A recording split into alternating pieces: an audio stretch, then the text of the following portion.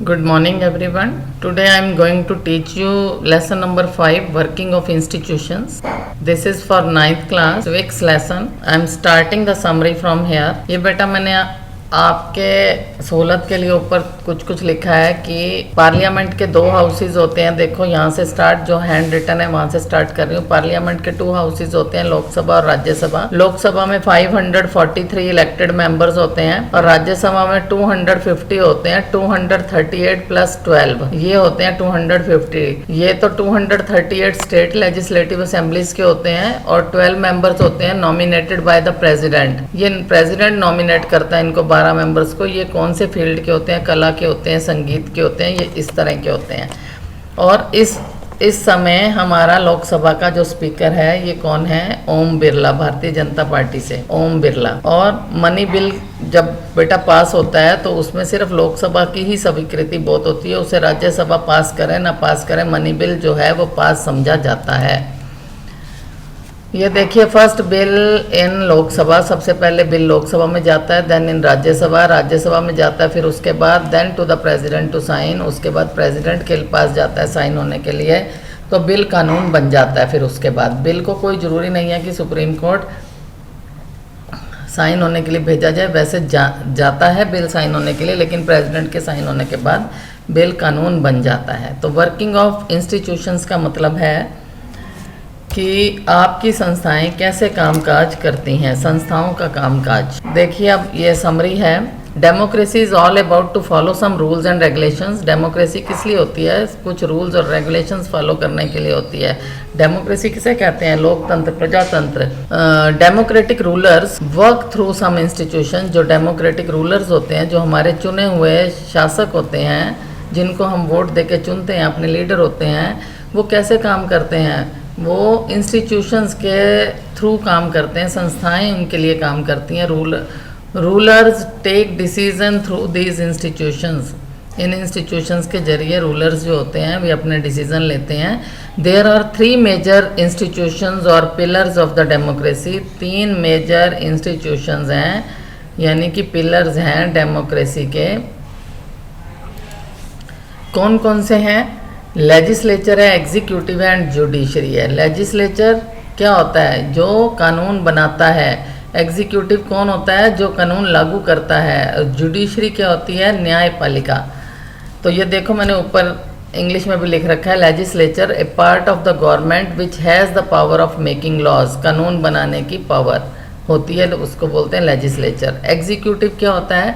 Branch of the government that puts the laws into effort, यानी कि जो laws को इफ़ेक्टिव बनाती हैं, एफर्ट्स में लाती हैं, रेगुलेट करती हैं, that is called executive. Executive means कानून लागू करना, कानून का लागू होना। Branch of the government that puts the laws into effect means कानून को लागू करना। जुडिशरी कहते हैं न्यायपालिका। अगर कोई झगड़ा हो जाए तो हमारे पास न्यायपालिका भी है और वो हमारे तीनों लेवल पे है।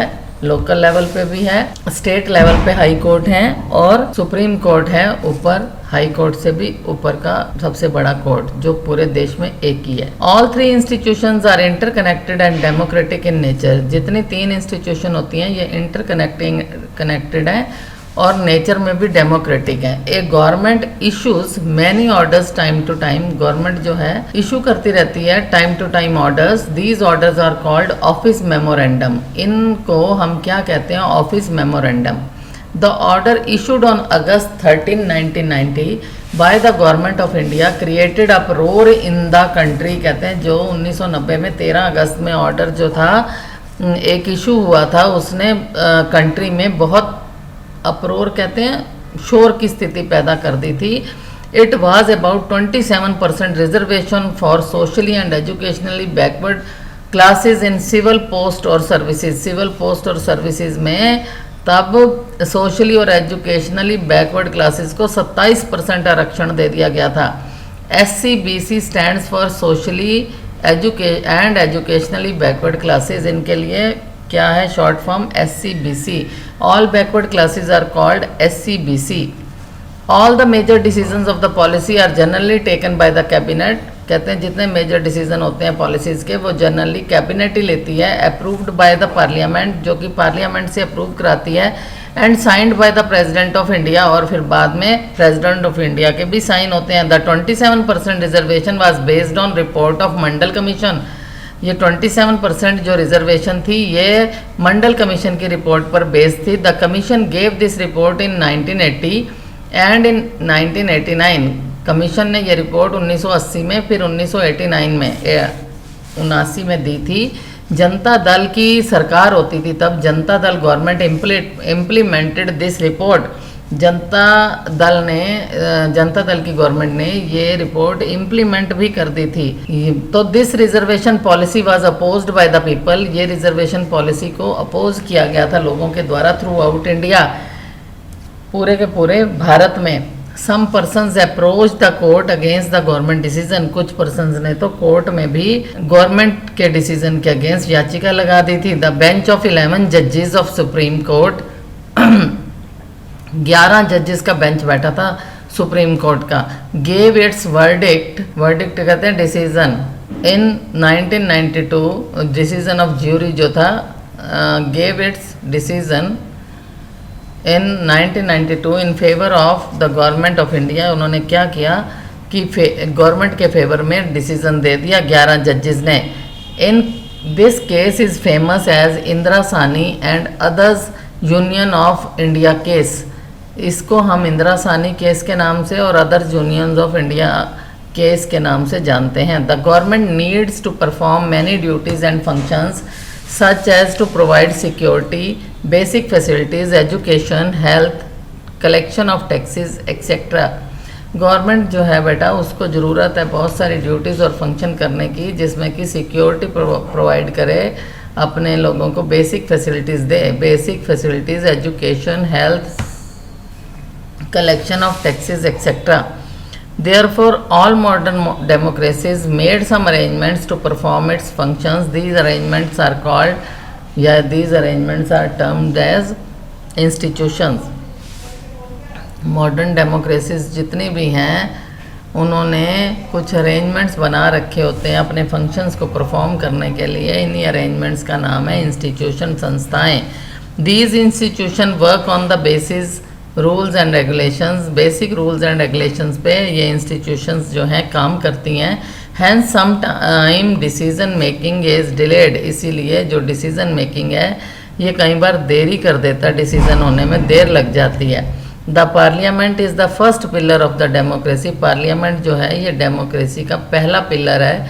It is the law making body. ये लॉ मेकिंग बॉडी है पार्लियामेंट। मैंने आपको सबसे ऊपर बताया था कि पार्लियामेंट के 2 हाउसेज होते हैं, ये भी आप पढ़ेंगे, लोकसभा और राज्यसभा। लोकसभा के 543 मेंबर्स हैं, राज्यसभा के 250 मेंबर्स हैं, 238 plus 12 members nominated by the president of India.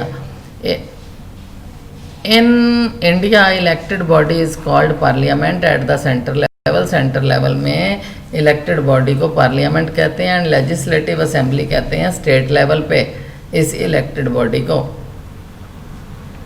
उसके बाद है parliament is the final authority to make law and keep a control over the government.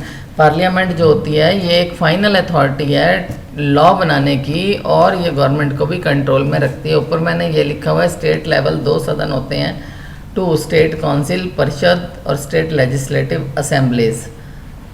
तो ये राजस्थान, महाराष्ट्र, जम्मू कश्मीर में भी पहले विधान परिषद थी। हरियाणा में विधानसभा है। विधानसभा कहते हैं लेजिस्लेटिव असेंबली को, हरियाणा में लेजिस्लेटिव असेंबली है।